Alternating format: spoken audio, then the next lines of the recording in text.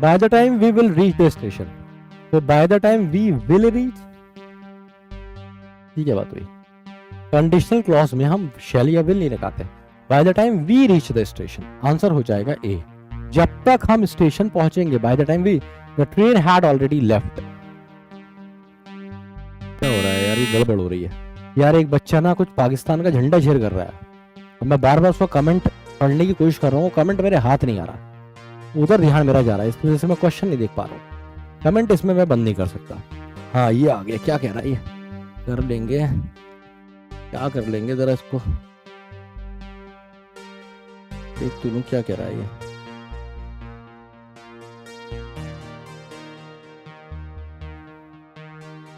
अच्छा भाई इसको आजादी चाहिए। अबे ऐसे ऐसे पागल हैं। एक बात बताओ भाई, पाकिस्तान का झंडा और आज़ादी, भैया ये हिंदुस्तान है। मुझे गदर का वो याद आ गया, ये वो गदर में नहीं था, वो गदर में था, वो गदर में हिंदुस्तान जिंदाबाद के नारे लगाता था, याद है तुम्हें? वो पागल गदर वन में था, हिंदुस्तान जिंदाबाद पाकिस्तान में नारे लगा दिया करता था, मजा आ गया था उसमें, थिएटर में सब हंसे थे। ऐसे ही आदमी एक यहाँ पे आ गया है, भैया हिंदुस्तान है, हिंदुस्तानी चैनल है, यहाँ पे सब आज़ाद हैं, समझ रहे हो? और हमारी समझ में नहीं आता तुम क्या कह रहे हो। बाकी अगर तुम्हें ज़्यादा ही आज़ादी चाहिए तो कोई दिक्कत नहीं है, पूरा देश हमें दे दो, हम संभाल लेंगे, तुम्हें आज़ाद भी कर देंगे, कोई ऐसी दिक्कत नहीं है। वैसे भी जीत जहाँ की मट्टी थी वहीं चली जाएगी, सही रहेगा, तुम्हारी चरस भी मिट जाएगी, तुम्हें काम धंधा भी दे देंगे। ऐसा नहीं है कि बिल्कुल खाली रखेंगे, काम धंधा भी दे देंगे। तुम्हारे यहाँ बहुत बढ़िया बढ़िया सिंगर भी होते हैं, तो उनको भी पूरा सम्मान मिलेगा। ऐसा नहीं है, हिंदुस्तान का दिल बहुत बड़ा है, लेकिन कंजरपन नहीं भाई। हाँ ये कंजरपन मत करो यहाँ पे आके बेकार। तो आंसर हो जाएगा यहाँ पे। हमारा क्वेश्चन तुम गलत करवा दिए, इसलिए तुम्हें पेलना पड़ा, नहीं तो हम इग्नोर मार देते। अगला देखो, अरे अब समझ गया मैं कौन है, नहीं बताता हूँ उसके बारे में कौन है, ठीक है? तो भाई आंसर हो जाएगा हमारा ए। पहले जमाने में जो राजा महाराजा होते थे ना, वो जो सबसे बेकार लोग होते थे जनता के, उनको भी काम देना होता था, तो उनको काम देते थे। काम क्या देते थे? कुछ भी झूठ फैलाने का, ऐसा वाला काम, झूठी कविताएं लिखने का, कुछ भी कह देने का, कुछ भी बवाल, ताकि लोगों का जो कहीं ना कहीं है अटेंशन उस पर जाए। और ये वो लोग होते थे जो कुछ बेचारे कर ही नहीं पाते थे, तो इनको दे दिया जाता था। अब ये आके कुछ भी गंदा संदा उड़ाना शुरू कर देता था, कुछ भी, तो इसके अगेंस्ट भी 4-5 लोग खड़े हो जाते थे। तो इस तरीके से दो डिफरेंट कल्ट बन जाते थे, एक एक ही चीज को सपोर्ट कर रहा होता था, एक उसी चीज के अगेंस्ट होता था, उसको लगता था ये गलत हो रहा है। तो बेचारा ये वाले जो लोग थे ना, बाद में जो कहते थे, जिनको लगता था कि गलत हो रहा है, ये नहीं होना चाहिए, वो बेवकूफ बन जाते थे। उनको लगता था ये तो बहुत गलत हो रहा है, ये तो मैं लड़ूंगा। ये अपना काम धंधा छोड़ के किसी ऐसी चीज के पीछे रख जाते थे जो ऑस्टेंसिबल थी, जिसके पीछे भाग रहे होते थे वो थी नहीं, बस दिखाई जा रही थी नहीं, समझ रहे हो? ऊपर ऊपर से थी।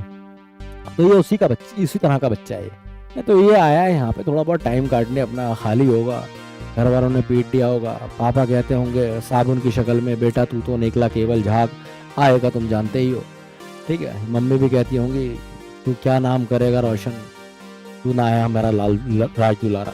तो बहुत परेशान होगा जीवन में ये, तो आ गया होगा, क्या करे, खाली चल ठीक है, सेशन में घुस जाते हैं। तो कोई बात नहीं, दिल पे नहीं लेना है इसको, अपना पढ़ना है। क्वेश्चन लगाइए, बढ़िया क्वेश्चन है, दिमाग लगाइए, फ्रेश हो गए। अब देखो एक नई वॉर शुरू होगी। कोई ऐसा होगा जो बाबर को गाली दे रहा होगा, कोई ऐसा होगा छत्रपति शिवाजी को बढ़िया बढ़िया कह रहा होगा। अब एक अलग कमेंट बॉक्स में वो शुरू हो गया। और मजेदार बात बताता हूँ, ये दोनों पता है कौन है? ये दोनों वो हैं जिन्होंने ना कभी बाबर के बारे में पढ़ा है और ना कभी शिवाजी के बारे में पढ़ा है। ये बहुत बड़ी दिक्कत है, इनको पता ही नहीं है कि शिवाजी कौन थे, इनको ये भी नहीं पता है कि बाबर कौन थे। अब इनको लिखना है, तो चल रहा है trend, B is the correct answer, ठीक है? देखो एक बात याद रखो, जितने भी लोग जो तुमसे बहस करेंगे ना, ये मैं तुम्हें क्यों बता रहा हूँ, क्योंकि ये बहुत ज्यादा है। उससे बचने का तरीका क्या है? तुम सबसे पहले इन्हें जाहिल कंसिडर कर दो। ऐसा कोई भी आदमी जो रेडिकल है, रेडिकल उसके लिए अब उसमें रिलीजन कास्ट में लगाने की जरूरत नहीं है। रेडिकल रेडिकल होता है। कोई आदमी इस चीज को भी रेडिकल लेके रेडिकल होता है कि मेरे कुत्ते ने तेरे काट लिया तो क्या हो गया, कुत्ता ही तो है, काटने से मर थोड़ी गया तू, इंजेक्शन लगे हुए हैं इसके, एक बार और कटवा ले, इस साइड काटा इधर भी कटवा ले, दोनों जगह बराबर हो जाएंगे, सांप के दांत बन जाएंगे, ऐसे थोड़ी है। तो ऐसे लोग पागल होते हैं, एक्सट्रीमिस्ट होता है। इन्हें या तो अपनी परिवार, अपना देश, है ना, या फिर ये रेडिकल होते हैं अपने आप, अपना धर्म, अपनी जाति के अलावा कोई दिखता नहीं है, तो उसमें इनकी प्रॉब्लम नहीं होती है। ये इनको इसीलिए इंग्लिश में बहुत सारे वर्ड इनके लिए यूज करे गए, रेडिकल, एक्सट्रीमिस्ट, फनाटिक, जिलॉट, सिनोनिम्स होते हैं, एनडीए में भी पूछ लिए जाते हैं। ठीक है, तो इनसे आपको भिड़ना नहीं है, इनको समझना है कि इसकी एक हटी हुई है, और इसके साथ अगर अपने जाएंगे ना तो आपकी भी हटाएगा ये, तो अपनी हटानी नहीं है ना। हमें फोकस करना है, जीवन में आगे बढ़ना है। ठीक है, ये लोग, इनको जो भी सेंसिटिव चीज मिलती है उसका सहारा ले लेते हैं, कभी ये देश का सहारा लेंगे, कभी धर्म का, कभी जात का। ठीक है, क्योंकि इनके अंदर ये दम नहीं होता कि किसी स्पेसिफिक ताकतवर की, मतलब कुछ अपने दम पे कुछ करके दिखाएं।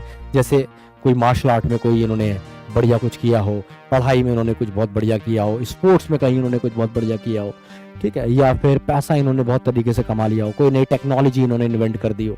ये सब इनसे कभी नहीं होगा। ये बस यही कहते रहेंगे, देख ये बुरा, देख ये गंदा, ये बुरा, ये गंदा, ये बुरा, इसमें इनकी जिंदगी बीत जाएगी, है ना। तो आपको इन सब के चक्कर में बिल्कुल नहीं पड़ना है, दिमाग नहीं लगाना है। इस तरह कोई आदमी आता है तो समझ लीजिए कि जैसे देखो तुम खाना खा रहे हो, आप खाना खा रहे होते हो और मक्खी गिर जाती है, तो मन तो ये करता है कि खाना फेंक दो, लेकिन यार खाना तो नहीं फेंका जा सकता ना, उसमें तो अपना ही नुकसान है, तो मक्खी फेंक दो।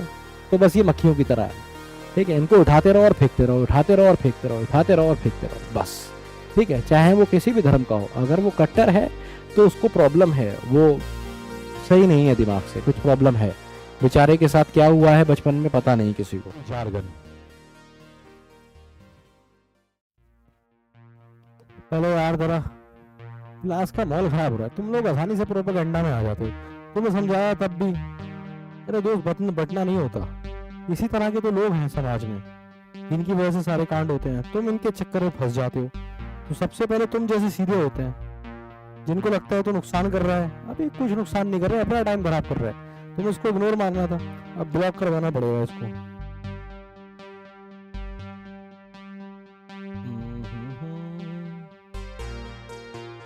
करा देते हैं ब्लॉक।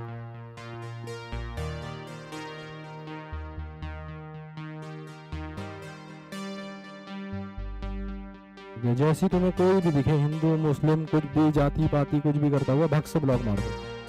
चलो